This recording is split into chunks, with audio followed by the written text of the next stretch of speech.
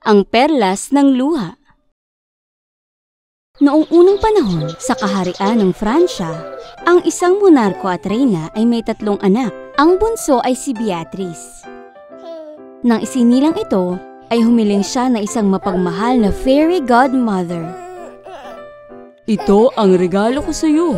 Sa tuwing luluha ka, ang luha mo ay magiging isang makinang nahiyas. Biglang umiyak si Beatrice nang makaalis ang diwata. Nalaglag ang mga kumikinang nahiya sa kanyang mga mata. Pagkatapos ng 20 taon, ay naging isang magandang dalaga ito. Parang nyebe ang kanyang balat. Namumula ang pisngi at kakulay ng gintong araw ang kanyang buhok. Isang araw, pinatawag ng hari ang lahat ng prinsesa. Ngayon, mamimili ako sa inyong 3 ng mamumuno sa kaharian ko. Sino ba ang pinakamamahal ko? Ngayon, sisimulan ko sa panganay ko. Ama, mahal ko kayo kagaya ng matamis na pagkain. Ama, mahal ko kayo kagaya ng paborito kong damit. Oras na ni Beatrice. Yumuko ito at nag-isip ng tahimik. Ama, mahal ko kayo pero hindi ko alam kung saan kayo ikukumpara. Katulad ng ano? Sabihin mo na ngayon. Ama, ang asin na nagbibigay lasa sa pagkain. Katulad nito, mahal ko kayo katulad ng asin. Ng ano?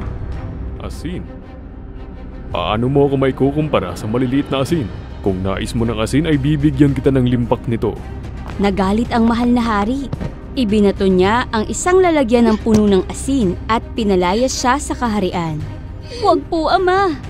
Hindi po yun ang ibig kong sabihin. Pinalayas pa rin ng hari si Beatrice sa kabila ng pakiusap ng mga reyna at prinsesa.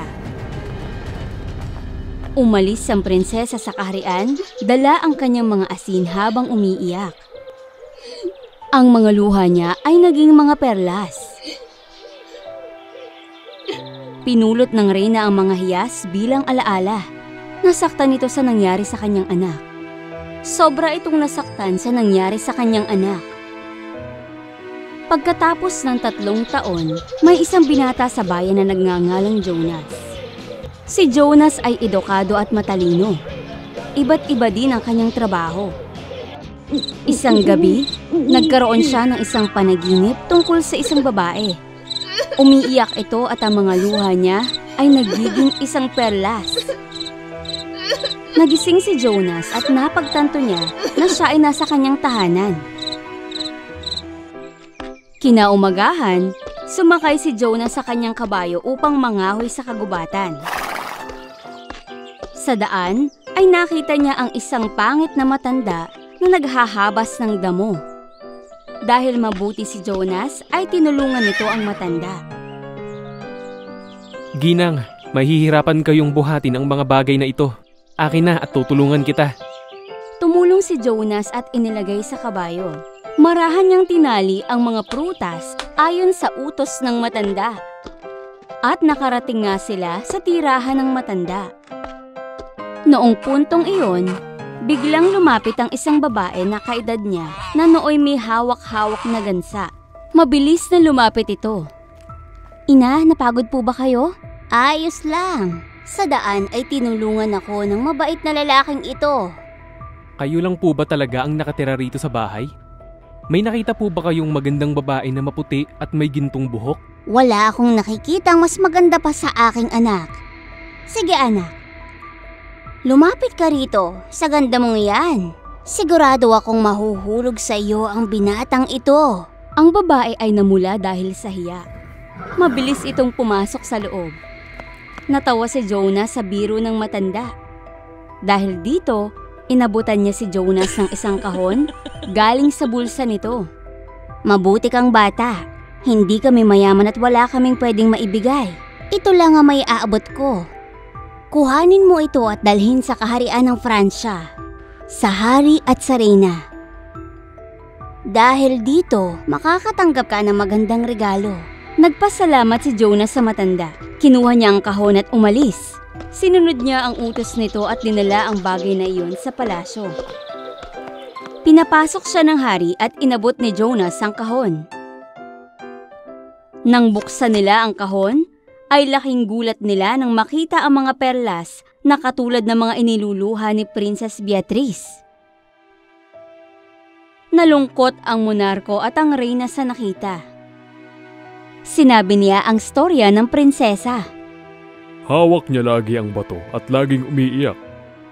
Nagsisisi ako sa nangyari. Nang makita ko ang perlas, alam kong luha ito ng aking anak. Pwede mo bang sabihin kung saan mo ito nakita? Kamahalan, inabot lamang po ito sa akin ng isang matanda sa kagubatan at mayroon po siyang isang babaeng anak. Kasing edad ko lamang po siya.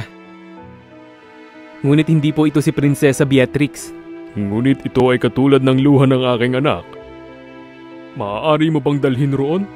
Sige po, kamahalan. Dinala nga ni Jonas ang hari at ang reyna sa tahanan ng matanda. Ngunit ang daan papunta dito ay masikip at napakalayo. Magpahinga po muna kayo dito at babalikan ko po kayo. Nagpatuloy si Jonas. Naging gabay niya ang tunog ng mga gansa. Nagtago siya sa mga damuhan at nakita ang anak ng matanda na inaakay ang mga gansa. Sinundan ito ni Jonas. Marahang tiningnan ng anak ng matanda ang paligid. Nang makitang walang tao, ay tinanggal nito ang kanyang balabal. Ha? Sa likod ng balabal ay isang magandang babae na may gintong buhok at nagniningning ito sa buong kagubatan. Namangha si Jonas sa ganda ni Beatrice, kaya aksidente niyang natapakan ng isang sanga. Nagulat ang prinsesa sa tunog nito. Ibinalik niya ang kanyang balabal at mabilis na lumayo. Nagtangkang sumunod si Jonas, ngunit siya ay huli na. Bumalik siya sa matanda at sinabi ang nangyari. Ngumiti lang ang matanda at biglang may sinabi ito. Alam ko na ang lahat. Katapusan na ito ng iyong paghihirap. May susundo sa iyo ngayon. Pumasok ka at tanggalin ang balabal. Hintayin mo ang iyong mga magulang. Sinunod niya ang utos ng matanda. Binalikan ni Jonas ang hari at reyna at sinabi ang napakagandang babae na nakita niya sa kagubatan. Nakilala siya agad ng hari at reyna. Tama ka. Siya nga ang aming Beatrix. Tinulungan ako ni Beatrice sa pag-aalaga ng aking mga gansa sa loob ng 3 taon. Maganda at mabait siya. Alam kong nagsisi na kayo, kaya muli kayong magtatagpo. Beatrice, lumabas ka na dyan. At lumabas ang napakagandang si Beatrice. Tama si Jonas sa nakita niyang panaginip. Ang buhok nito ay ginto. At ang balat niya ay kasing puti ng nyebe. Tuwang-tuwa ang hari at reyna nang makitang muli ang kanilang anak. Aking anak, mali ako sa pagkakaintindi sa'yo. Nalungkot ka dahil sa aking pagkagalit. Patawarin mo ako. Ngumiti ang matanda at biglang nag-anyong diwata ito. Ang totoo ay ito pala ang fairy godmother ni Beatrice. Sa loob ng 3 taon, alam kong nagbago na ka. Huwag ka na sana magpadala sa galit mo, kamahalan. Pagkatapos ng mga nangyari ay bumalik si Jonas sa palasyo. Hiningi niya ang kamay ng prinsesang si Beatrice. Nagkagusto din naman ang prinsesang si Beatrice kay Jonas. Nagkagusto naman ang prinsesang si Beatrice kay Jonas. Pumayag naman ang reyna at hari. Kaya sila ay nagpakasal sa isa't isa. Nagbigay rin ng biyaya ang diwata at sila ay namuhay ng mapayapa. Wakas.